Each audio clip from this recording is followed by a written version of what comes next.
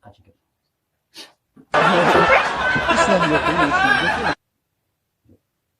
하기 전에 주는 걸 잡고. 쇼.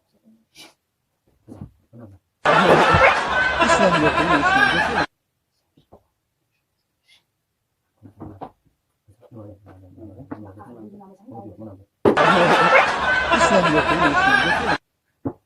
조금 문화의 쪽으로 같이 묘.